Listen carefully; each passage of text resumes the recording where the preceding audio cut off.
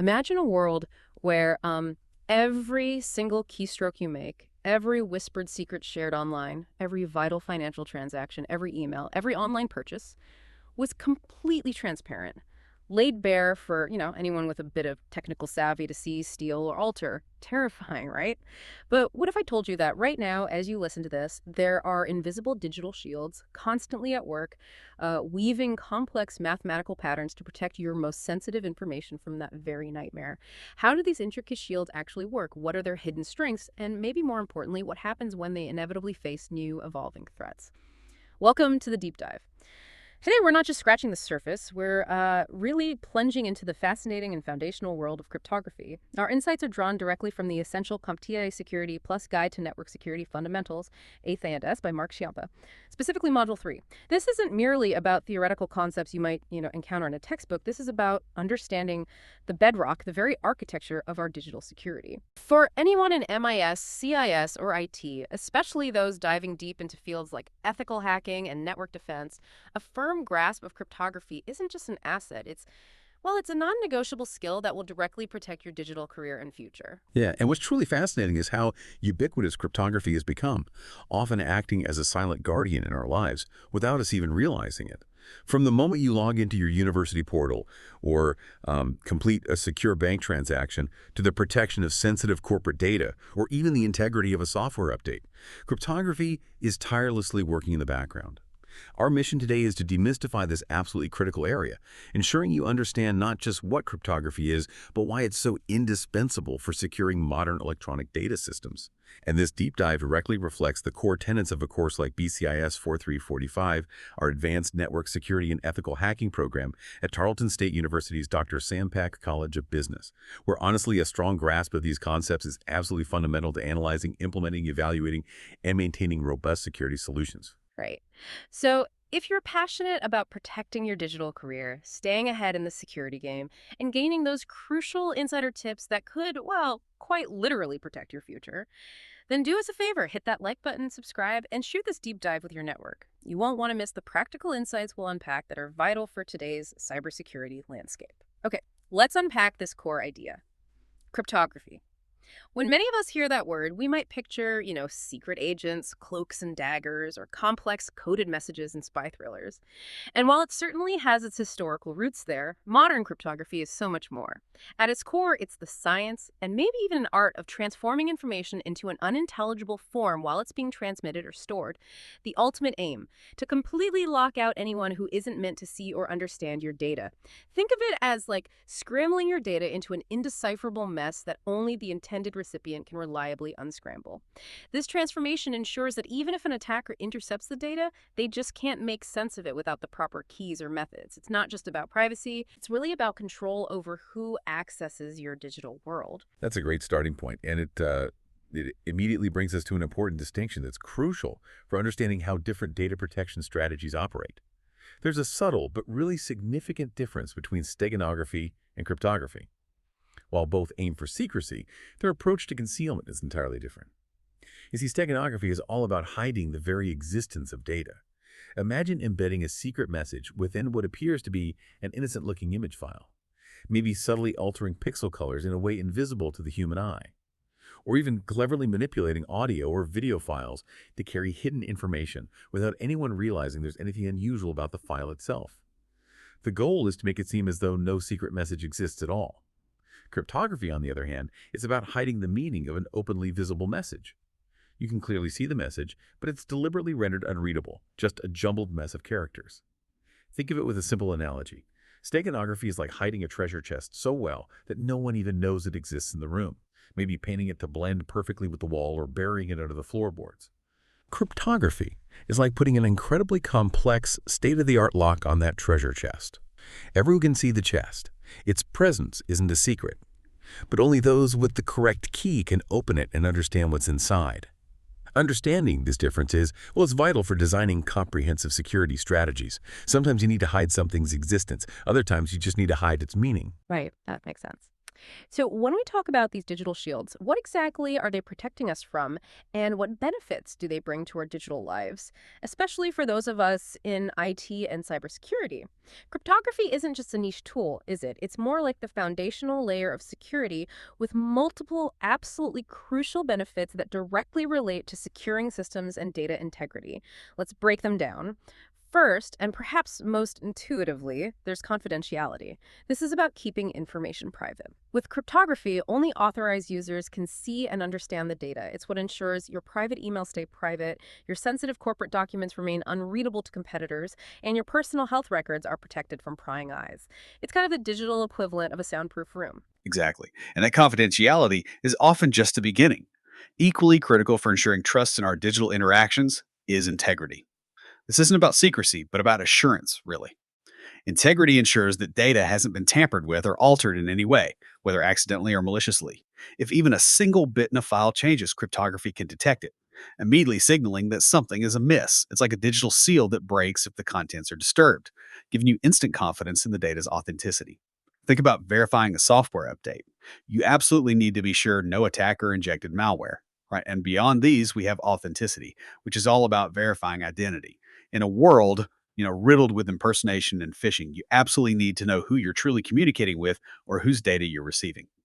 Cryptography provides the mechanisms to prove a sender's identity, preventing fraud and building trust. And closely related is non repudiation, which means preventing someone from later denying they sent a message or performed an action. It provides undeniable digital proof, acting much like a legally binding signature in the physical world. For example, if you digitally sign a contract, non-repudiation ensures you can't later claim you never sent or agreed to it. It holds individuals and systems accountable. And lastly, cryptography can achieve obfuscation. This means intentionally hiding critical details within code or data so that the original logic, design, or intent cannot be easily determined or reverse engineered by an unauthorized party.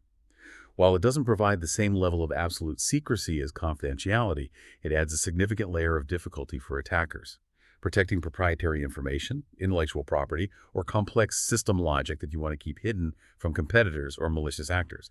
It's kind of like building a maze around your core intellectual property, making it incredibly hard to navigate or understand without a secret map. You've clearly laid out these fundamental benefits, but from your perspective, for someone in BCIS 4345, specifically focused on ethical hacking and network defense, how does truly understanding these benefits translate into tangible, real-world skills and career opportunities? Is it just about knowing the definitions, or is there a deeper practical application here? That's a critical question, because it's precisely where theory meets practice for our students at Tarleton.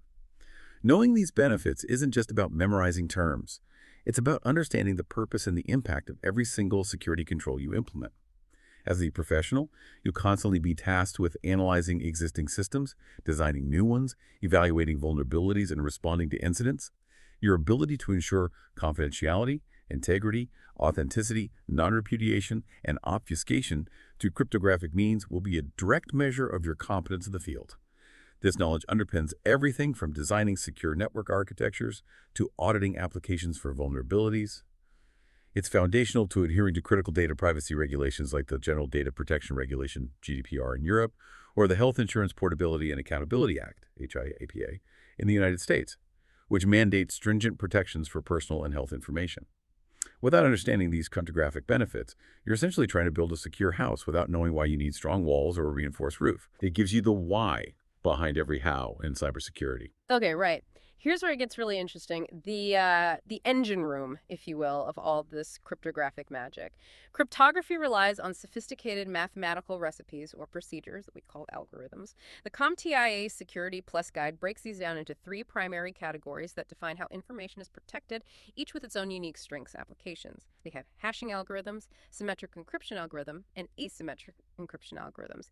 Each one serves a distinct purpose and employs a different method to secure your data. And within these primary categories, we also see important variations that significantly influence their practical application and performance in the real world. For instance, there's the historical distinction between older cipher machines and modern computer-based algorithms. Cipher machines, like the infamous Enigma machine used during World War II, were mechanical or electromechanical devices that relied on physical rotors in complex settings to encrypt and decrypt messages. They were revolutionary for their time, sure, but also slow and prone to human error in operation. Today, virtually all cryptography is software-driven, executed by powerful computers, offering far greater complexity, speed, and resistance to brute force attacks. Another crucial distinction, especially for understanding performance and security characteristics, is between stream ciphers and block ciphers. Imagine a stream cipher like a lightning-fast bit-by-bit encryption machine, ideal for real-time, continuous data streams like secure voice calls, video conferencing, or encrypted network tunnels. It encrypts data one bit or one byte at a time, generating a continuous stream of ciphertext. This design allows for very low latency, which is critical when every millisecond counts, and often requires less buffering. A good example is the RC4 algorithm, though it's largely deprecated now due to significant vulnerabilities. A block cipher, on the other hand, is like a powerful digital shredder. Instead of processing bit by bit, it takes fixed-size blocks of plaintext, typically 64 or 128 bits at a time, and transforms them through multiple rounds into ciphertext blocks of the same size. Think of it as batch processing. Advanced Encryption Standard, AES, the gold standard we'll discuss, is a block cipher. This block-based approach often offers greater robustness and resistance against certain types of cryptanalytic attacks because it allows for extensive diffusion, which means spreading the influence of one plaintext bit over many ciphertext bits, and confusion, making the relationship between the key and the ciphertext as complex as possible. Block ciphers are perfect for securing large files, disk drives, or database entries, where thorough, robust scrambling of discrete chunks of data is paramount, even if it introduces slightly more latency than a stream cipher. Understanding these differences really helps in selecting the right cryptographic tool for the specific security challenge you're facing. Okay, let's dive deeper into that first category. Hashing algorithms, which I like to think of as the digital fingerprint. So, what exactly is hashing, and why is that fingerprint analogy so apt here? That analogy is perfect because that's precisely what hashing does. At its essence, hashing is a mathematical process that takes an input of any size, could be a single character, a short email, or an entire terabyte database, and generates a unique, fixed-size output string. This output is called a hash value, a hash digest, or sometimes just a hash. The crucial part is that it's designed to be a one-way process. You can't reverse engineer the fingerprint to get the original document. Once you have the hash, you can't just magically recreate the original data. This one-way nature makes it incredibly powerful for certain security objectives, particularly when you need to confirm something's identity or integrity without ever revealing the original content. Okay, so for a hashing algorithm to be truly secure and reliable, what are the non-negotiable characteristics it absolutely must possess? I imagine it's not enough just to produce a string of characters, right? Absolutely. A truly secure hash algorithm must possess several non-negotiable characteristics to be trustworthy. Paramount among these is fixed size. Regardless of whether you're hashing a single word or an entire operating system, the output, or digest, will always be precisely the same predetermined length. This inherent constancy is absolutely vital. Imagine if fingerprints changed length depending on the size of the person. It wouldn't work. Second, uniqueness, or maybe more accurately, collision resistance. Ideally, two different sets of data should not produce the exact same hash. While perfect uniqueness is mathematically impossible due to the fixed output size, there are infinitely more possible inputs than outputs. A secure hash algorithm makes collisions extraordinarily rare, rendering them practically unique for integrity purposes. It's like saying no, two people have the exact same fingerprint. Third, pre-image resistance. This means it should be computationally impossible to create data that results in a desired predefined hash. You can't just craft a document to match a specific existing hash. And finally, and critically, one-way function. As I mentioned, you cannot reverse the hash to find the original data. This characteristic is what makes it a fingerprint. Rather than an encrypted version of the data, it verifies identity without revealing the source. Algorithms like SHA-256, Secure Hash Algorithm 256-bit, embody these principles, making them industry standards. That one-way nature sounds incredibly powerful. What are the primary ways we leverage hashing in cybersecurity, particularly when we think about data integrity? And what are some real-world, maybe insider tips for using it effectively? Well, the one-way nature is precisely why hashing is primarily used to ensure data integrity. This is absolutely key for your work in network and systems security, and a fundamental skill in BCIS 4345. If someone alters even a single character in a file, even just a single bit, its hash will immediately change. By comparing the hash of a file before and after transmission or storage, you can instantly detect any tampering. It's an instant alarm bell. Think of it for verifying the integrity of software downloads. Before you install a new program, you should always check its hash against a published hash from the developer.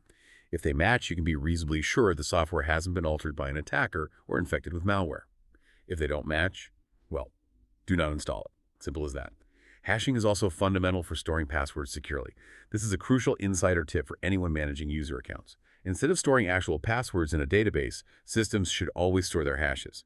When you log in, your entered password is hashed, and that hash is compared to the stored hash. This way, if a database is ever compromised, attackers only get hashes, not your actual passwords. This significantly reduces the risk of credential theft, as cracking hashes takes vastly more effort than simply reading plain text passwords. Modern systems go a step further and use salted hashes, adding a random unique string, the salt, to each password before hashing. This prevents attackers from using pre-computed tables of hashes, known as rainbow tables, to quickly crack passwords, making brute force attacks much, much harder. That's a profound insight. It's fascinating how a seemingly simple concept, like a one-way hash, which can't be reversed, becomes the foundation of both verifying a software download's authenticity, A&D, protecting your password from a data breach. It's not just about hiding, it's about irrefutable digital proof without ever revealing the original secret. Okay, moving on, we come to symmetric cryptographic algorithms, the shared secret. What defines this approach and what's the core challenge it presents? Great segue. Symmetric cryptographic algorithms represent a fundamentally different approach. The defining characteristic here is that this type of encryption uses a single shared key for both encrypting and decrypting a message. It's also often called private key cryptography, because that one key must be kept absolutely secret and known only to the two communicating parties. Everyone involved uses the exact same key to lock and unlock the digital message. The power of symmetric cryptography lies in its incredible speed and efficiency. It can provide incredibly strong protections against attacks, but its security entirely depends on keeping that single shared key secret. If an unauthorized person gets their hands on that key, all the encrypted data becomes immediately vulnerable. This leads directly to its main inherent weakness, key distribution. How do you securely get that secret key to both parties without anyone else intercepting it? It's a classic chicken and egg problem in cryptography, historically a massive challenge that has led to complex, often physical, means of key exchange. To help illustrate this, imagine a secure lockbox where you and your friend both have the exact same physical key. You lock a message inside, send the lockbox to your friend, and they use their identical key to unlock and read it. If anyone else gets a copy of that key, your secret is out, and all future and past communications using that key are compromised. That sounds like a significant hurdle. Can you give us some historical context and tell us about how symmetric algorithms have evolved? Maybe mentioning some of the landmark algorithms like DES and AES? Certainly. Looking back, the Data Encryption Standard, DES, was one of the first widely popular symmetric algorithms, adopted as a federal standard in the U.S. back in 1977. It was groundbreaking in its time, providing a much-needed standardized encryption method.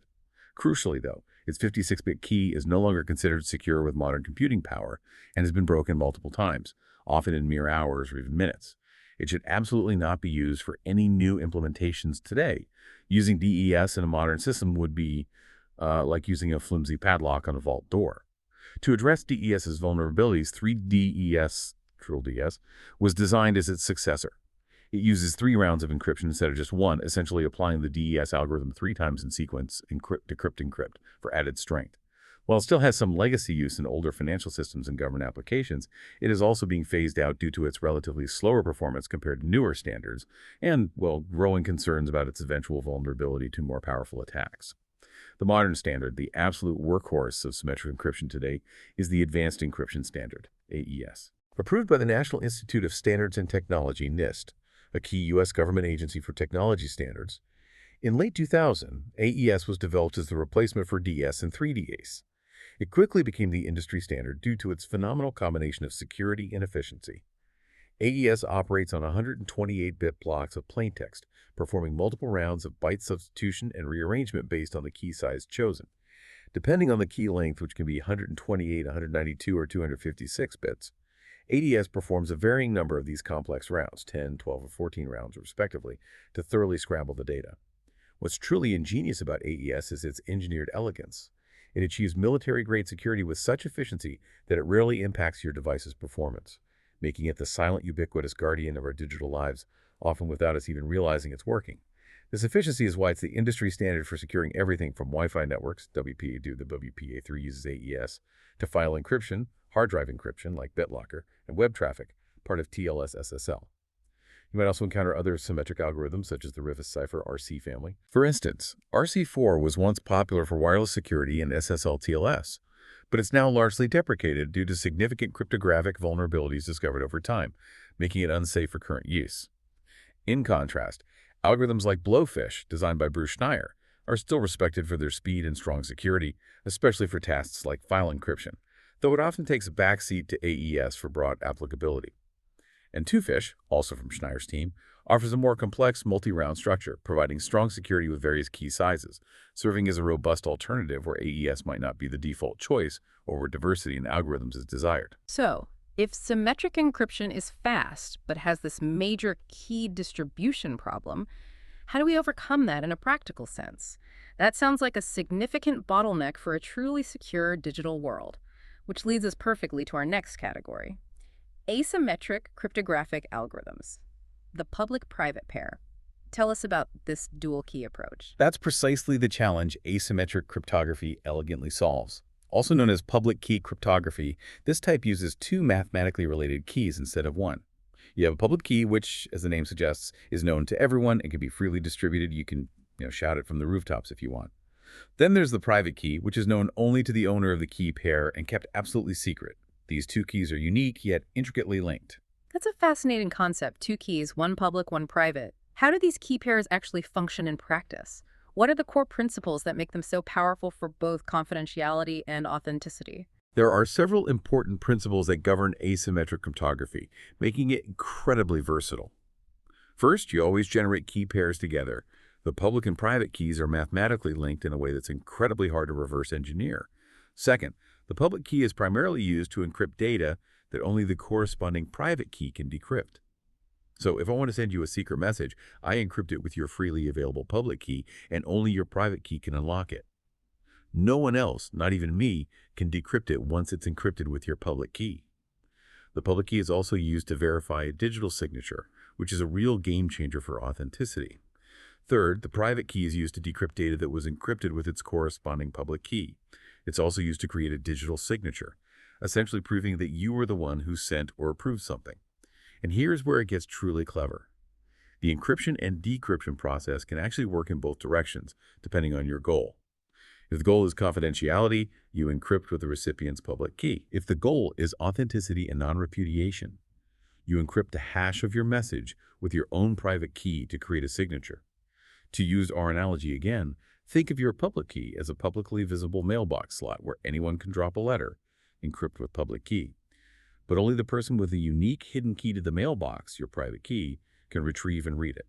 It's a revolutionary concept that underpins much of our modern internet security. So what are the most common asymmetric algorithms we should be aware of, and how do they achieve this mathematical magic?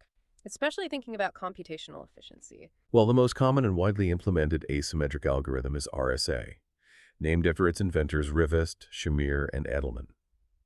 Its security relies on the immense mathematical difficulty of factoring large prime numbers, a problem that becomes exponentially harder as the size of the prime numbers increases. Imagine trying to find the two specific enormous numbers that multiply together to create an even more enormous product. That's basically the challenge RSA creates for an attacker. RSA keys are typically very large, often 2048 or 4096 bits long, which makes factoring them computationally infeasible for modern computers. However, with the increasing demand for strong cryptography on mobile and constrained devices, a more efficient alternative has emerged: elliptic curve cryptography, ECC. While RSA security stems from the sheer computational difficulty of factoring colossal prime numbers, ECC achieves an equivalent or even stronger security posture with dramatically shorter keys. This efficiency isn't just an academic detail. It translates directly into faster encryption and decryption, lower power consumption, and less bandwidth usage. For instance, an ECC key of just 256 bits offers comparable security to a 3072-bit RSA key. That's a huge difference. ECC leverages the intricate mathematics of points on an elliptic curve. Imagine a game where it's easy to find the next point if you know the starting rules, like adding 2 points on the curve to get a third, but incredibly hard to reverse engineer those rules if you only see the final destination. This mathematical one-way street makes ECC perfect for resource-constrained environments like smartphones, IoT devices, and other embedded systems, where every joule of energy and every millisecond of processing time matters, all while maintaining top-tier security for your data. This makes ECC a critical consideration for engineers and developers in a vast array of modern applications today. That's a fantastic explanation of ECC's power, particularly for those concerned with performance on smaller devices. Now, you mentioned earlier that asymmetric crypto truly shines for authenticity and non-repudiation. How exactly do digital signatures achieve this? And what's the real-world significance of something being non-repudiable? That sounds important. Oh, it's incredibly important. This is where asymmetric cryptography truly delivers a breakthrough for authenticity and non-repudiation through digital signatures.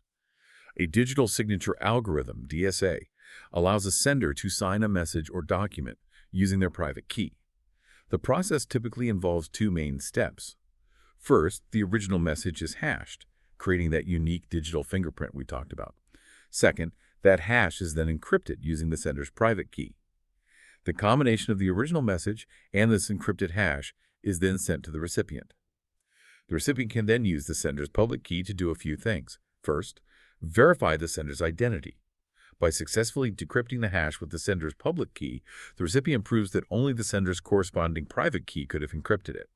This confirms the sender is who they claim to be. Second, ensure non-repudiation. Because only the sender possesses their private key, they cannot later deny that they sent the message or approve the document.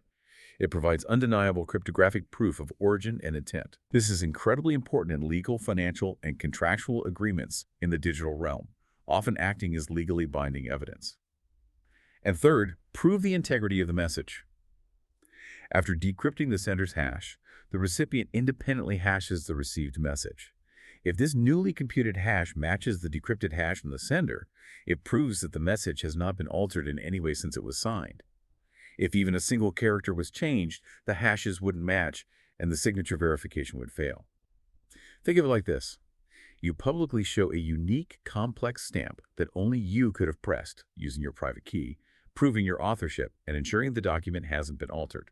This capability for non-repudiation is really a cornerstone of trust in digital commerce, secure communications, and legal frameworks, transforming how we conduct business and interact online.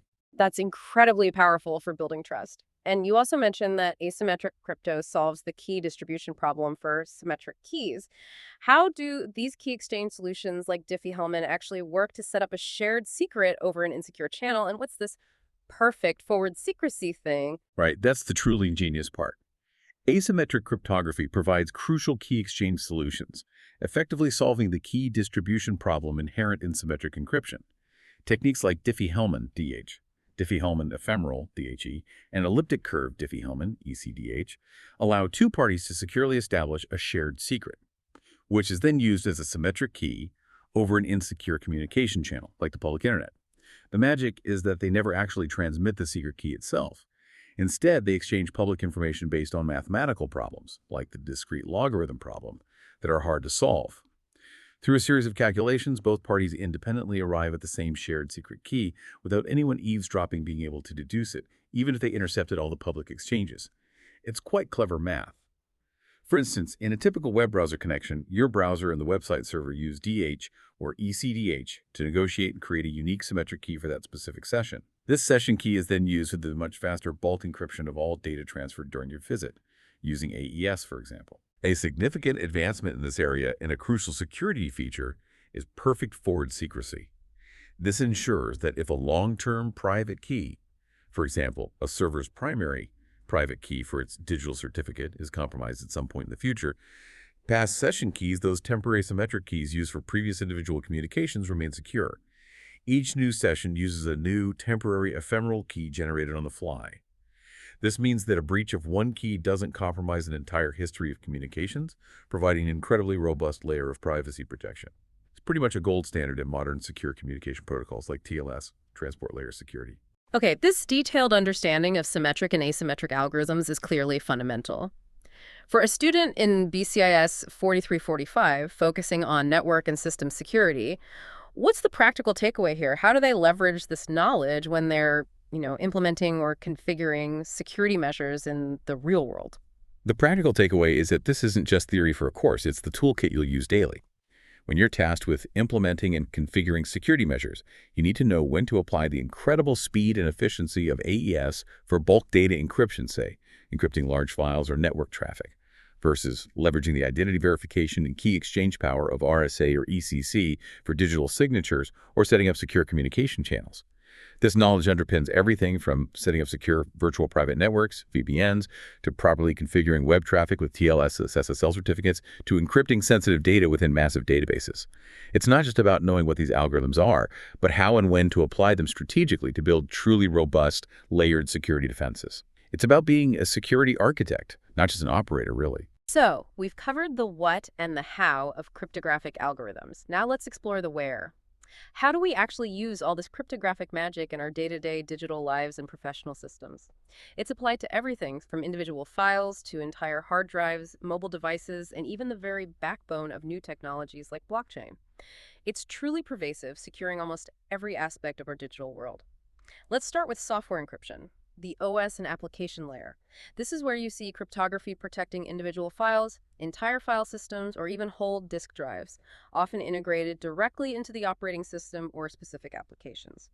When it comes to protecting files and file systems, we have powerful tools like PGP, pretty good privacy, and GNU-PG, GNU Privacy Guard. PGP is a comprehensive encryption program widely used for encrypting individual files and email messages, particularly on Windows systems, providing end-to-end security. GNU-PG is its open-source counterpart, popular in Linux environments, and compatible with PGP. These tools cleverly combine both asymmetric and symmetric encryption for efficiency and secure key exchange. They use symmetric encryption for the bulk data, because it's faster, and then asymmetric encryption to securely exchange the symmetric key. A real-world example. Imagine you need to encrypt a sensitive client report on your laptop before emailing it to ensure confidentiality, or protect project files stored on a shared network drive so only authorized team members with their specific keys can access them. Right.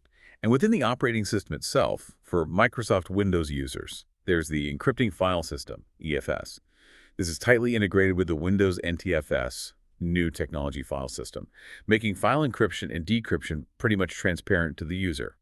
EFS encrypts data as it's written to disk, so you don't even notice it's happening during normal operation. It's important to understand that EFS encrypts files and folders on an individual user basis, meaning it's linked to the user's login credentials and certificate. While convenient, this also means it requires careful management of user certificates and recovery agents to prevent data loss if a user's profile is corrupted or deleted. It's a powerful tool for individual file protection, but maybe not a full system security solution on its own. That makes a lot of sense for individual files, but what about protecting an entire device? Then there's disk encryption, which takes protection to another level. Full disk encryption, FDE as the name implies, encrypts the entire disk, including the operating system itself. What's the critical difference this makes if, say, a company laptop with sensitive data gets stolen? Well, that's where FDE becomes a real game changer. Full disk encryption makes your entire device a digital fortress. A prime example of this is Windows BitLocker, a drive encryption software feature that's integrated into many Windows editions. BitLocker encrypts the entire system volume, including even the Windows registry, temporary files that might hold confidential data, and the operating system boot sectors. This is absolutely crucial for laptop security, especially if a device is lost or stolen, because it renders all the data unreadable to anyone without the proper key or authentication, often a password, PIN, or TPM chip. Imagine a company laptop containing sensitive customer information or proprietary trade secrets falling into the wrong hands without FDE.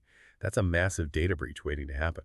With BitLocker, the data remains encrypted, safeguarding the organization from potential financial penalties, reputational damage, and legal repercussions under regulations like GDPR or UKIPR. This is really a baseline security control for any enterprise laptop or server. And finally, within the realm of software encryption, we have database encryption. This sounds absolutely critical for organizations managing vast amounts of sensitive user data. Can you elaborate on its different approaches? Absolutely. Database encryption is a critical measure for compliance with a host of regulations like GDPR, APA, and PCI DSS, protecting customer or patient data and financial information.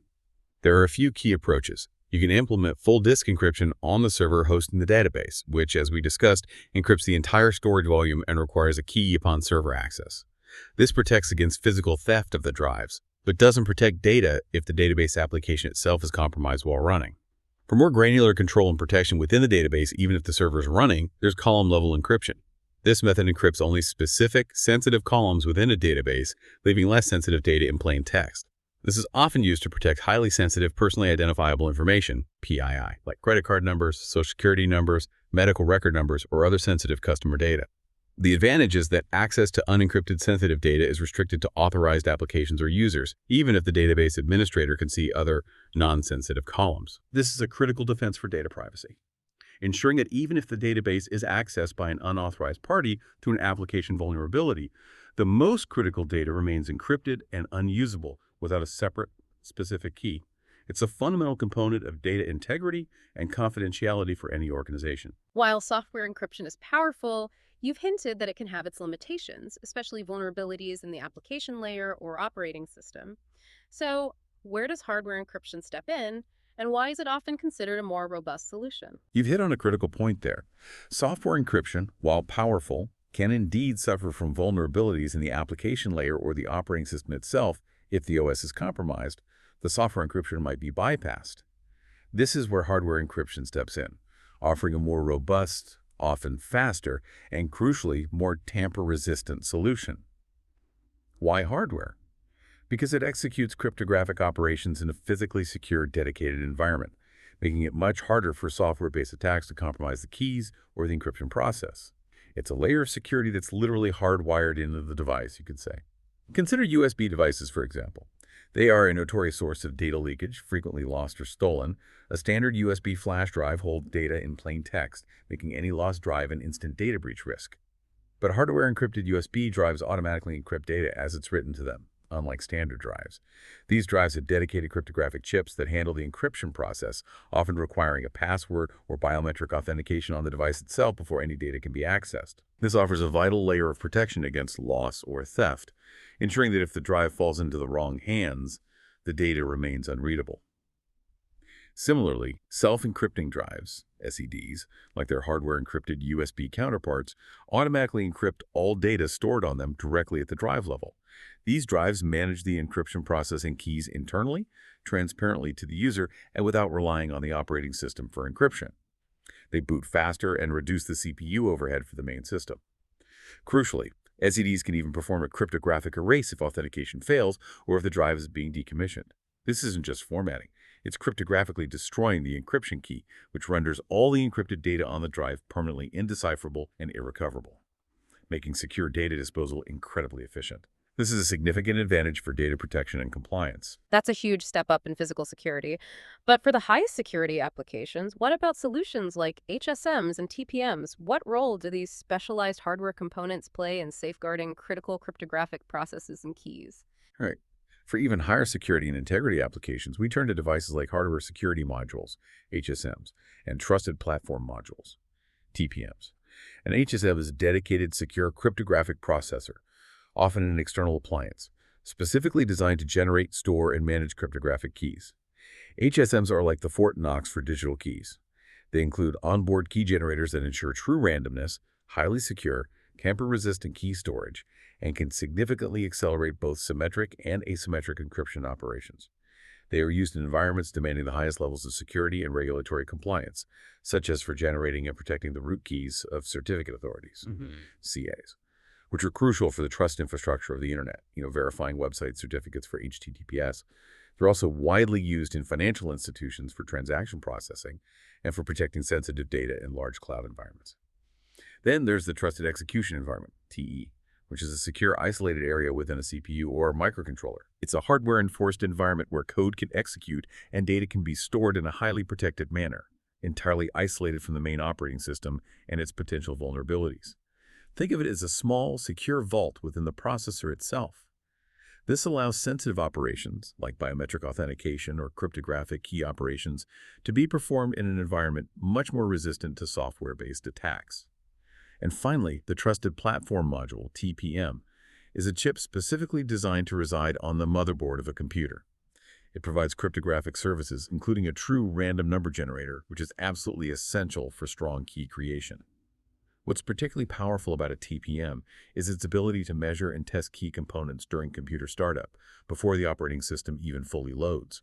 It creates a cryptographic fingerprint of the system's boot process, If any critical components, firmware, or bootloaders have been tampered with, the TPM can detect it and potentially prevent the system from booting, alert the user, or withhold access to encryption keys. As you develop skills in managing operations for BCIS 43345, understanding hardware encryption like TPM and HSMs is vital. They're often the last line of defense for critical data and play a significant role in physical security. Ensuring data is protected even if the physical device itself is compromised or stolen. It's about building trust from the very silicon up. That's an incredible overview of hardware's role in security, especially understanding the foundational trust that TPM and HSMs provide. Now, let's talk about blockchain, a technology that beautifully illustrates cryptography in a distributed system, and one that has certainly captured the world's attention. What exactly is blockchain, and why is cryptography so central to its innovative design? Blockchain, yeah, it's a truly revolutionary concept that fundamentally changes how we think about trust and data integrity in distributed environments. At its core, a blockchain is a shared, immutable ledger that facilitates the process of recording transactions and tracking assets across the business network. It's essentially a continuous growing list of records called blocks, which are linked together and secured using cryptography. Imagine a digital ledger that isn't stored in one central place, but is distributed across hundreds or thousands of computers, with every single transaction permanently recorded and verified by the network. That sounds like a fascinating departure from traditional centralized databases. So where does cryptography, particularly hashing, come into play to make this distributed ledger so secure and immutable, meaning unchangeable? Well, the magic here lies profoundly in how crypto is used to create this chain. Blockchain relies heavily on the SHA-256 secure hash algorithm 256-bit hash algorithm to achieve its core properties. Here's how it works. Each block of transactions is cryptographically linked to the previous one using its hash. When a new block of transactions is created and verified, it contains not only the new transaction data, but also the unique SHA-256 hash of the preceding block. This creates an unbreakable chronological chain of blocks. If someone tries to alter even a single transaction in an old block, that block's hash changes immediately. But because the next block in the chain contains the original hash of the previous block, this alteration invalidates the entire chain from that point forward. To successfully tamper with a blockchain, an attacker would have to recompute the hash for the altered block, then recompute the hash for every subsequent block in the chain, and then convince the majority of the distributed network that their tampered chain is the legitimate one, a computationally infeasible task, especially on large active blockchains. This mechanism prevents blocks of data from being replaced or inserted without invalidating the entire chain, ensuring the ledger's integrity and immutability. Real-world examples of blockchains' use are everywhere. Cryptocurrencies like Bitcoin famously use SHA-256 to secure their transactions and maintain the integrity of their ledgers. Beyond finance, it's being explored for supply chain tracking to ensure product authenticity and provenance from source to consumer, for secure record-keeping for medical or legal documents, and even for voting systems to ensure transparency and prevent fraud. It's really a testament to how fundamental cryptographic principles can underpin entirely new, transformative technologies.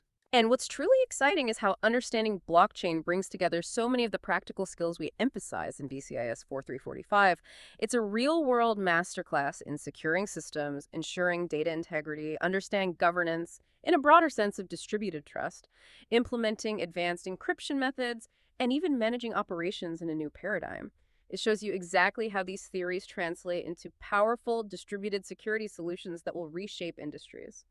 So we've explored the incredible power of cryptography and its diverse applications, painting a picture of robust digital shields. But in the real world, where do most cryptographic failures actually happen? Is it usually the algorithm itself, or is it something else entirely, perhaps a human element or a flaw in how the technology is used? Because despite its power, cryptography isn't a silver bullet, is it? It faces practical constraints that you absolutely need to be aware of for real-world risk analysis and network defense. That's a critical distinction and often overlooked. While the mathematical foundations of modern algorithms like AES or RSA are incredibly strong and rarely broken directly, the Achilles heel almost always lies in the implementation, the key management, or even just plain human error. There's always a fundamental trade-off between resource usage and security. Stronger encryption often means more computational overhead, impacting speed, battery life on mobile devices, and overall system resources. You can't just turn every knob to the maximum. There are practical limits, and cybersecurity professionals are constantly balancing these. We also face several technical constraints. For example, speed. Encryption and decryption can be inherently slow for very large amounts of data, creating bottlenecks in high-throughput systems or real-time applications. Size, longer key lengths, and the cryptographic overhead, adding padding, initialization vectors, etc., can add to the size of data being transmitted or stored, which might be an issue in bandwidth-constrained environments or for microtransactions. A major vulnerability, often exploited, comes from weak keys. If keys are poorly generated, easily guessable, or reused, they become the weakest link in an otherwise strong cryptographic chain. This leads to key length. Shorter keys are easier for attackers to crack through brute force. Longer keys are more secure, but consume more resources during generation and use, impacting longevity. And then there's longevity. How long can a key remain secure before it becomes vulnerable to attacks, perhaps due to increasing computational power or newly discovered algorithmic weaknesses? Beyond pure technical characteristics, there are critical design and implementation constraints. Predictability is a major concern. Randomness is absolutely crucial for key generation. If the source of randomness is predictable even slightly, then keys can become crackable. This is tied to entropy, which refers to the true randomness of the source used to generate keys. Without sufficient entropy, keys can be weak, even if they're long. Key reuse is another critical flaw. Reusing the same key for multiple purposes or over extended periods compromises security if even one instance of its use is broken. It's like using the same house key for your car in your safe deposit box. Finally, computational overhead refers to the processing power, memory, and time required for cryptographic operations. If a system is overwhelmed by this overhead, it can lead to performance issues, or even make the system vulnerable to denial of service attacks, where the system is too busy encrypting to actually serve legitimate users. You've really highlighted how many attack vectors exist even for secure systems. So, what specific types of attacks do adversaries employ against cryptographic systems? Understanding these from an attacker's perspective sounds absolutely vital for defense. It is vital. Understanding these limitations leads us directly to the critical topic of attacks on cryptography. As future network defenders or ethical hackers, knowing how attackers try to circumvent cryptographic controls is paramount. This knowledge is essential for assessing risks, implementing countermeasures, and effectively responding to incidents, all key aspects of BCIS 4345. One category is algorithm attacks, which focus on exploiting weaknesses in the algorithms themselves, or more commonly, their implementation. For instance, ciphertext attacks involve attackers trying to deduce the plain text from the ciphertext. This is often done by analyzing patterns, frequency of characters, though modern algorithms strive to eliminate these, or by having access to known plaintext examples that correspond to specific ciphertext. This is called a known plaintext attack. This is why well-designed algorithms aim for complete randomness and unpredictability in their output. Then there are downgrade attacks, a particularly insidious type. Here, an attacker actively forces a system to abandon a stronger current security mode and fall back to an older, less secure, and potentially vulnerable one. A very common example is forcing a web browser to use an outdated SSL/TLS version during a secure connection handshake, which might have known exploits like the Poodle attack that targeted SSL 3.0. The system could use a stronger protocol, but the attacker convinces to use a weaker one. But perhaps the biggest vulnerability, often overlooked, is improperly implemented algorithms. The math behind an algorithm might be solid, uncrackable in theory. But if the software implementation is flawed, for example, due to weak random number generation, improper key management, incorrect protocol usage, or even simple coding errors, the entire system can be compromised. This highlights that robust security isn't just about choosing a strong algorithm, but implementing it perfectly, which is a significant challenge for developers. That makes perfect sense. The human factor and implementation details are often the weakest link. What about collision attacks? That sounds like a particularly nasty way to compromise the integrity we discussed earlier with hashing. Indeed. Collision attacks are a critical threat to the integrity assurances provided by hashing. A collision occurs when two different input strings, two different files or two different passwords, produce the exact same hash result. A collision attack is an attempt by an adversary to deliberately find such a pair. If successful, it severely compromises the integrity function of hashing, as an attacker could substitute a malicious file for a legitimate one, both yielding the same hash, making detection impossible. Imagine downloading a software update, checking its hash, and thinking it's legitimate, but an attacker has engineered a malicious version with the same hash. That's the danger. One of the most famous methods for finding hash collisions is the birthday attack. This is based on the statistical phenomenon known as the birthday paradox, that in a group of just 23 people, there's a 50% chance that two of them share the same birthday. Applied to hashing, This means that finding two different messages that produce the same hash is statistically much easier than trying to reverse engineer a single hash to find the original message, or trying to find a message that produces a specific hash. It significantly reduces the computational effort required to find a collision, posing a serious threat to algorithms with insufficient hash output length, like MD5 or SHA-1, which are now considered cryptographically broken for collision resistance. This is why modern applications mandate the use of stronger algorithms like SHA-256 or SHA-3, which are designed to be much more resistant to such attacks. And looking ahead, we have the future threat, quantum computing. This sounds like something out of science fiction, but it's rapidly becoming a serious consideration for cryptography.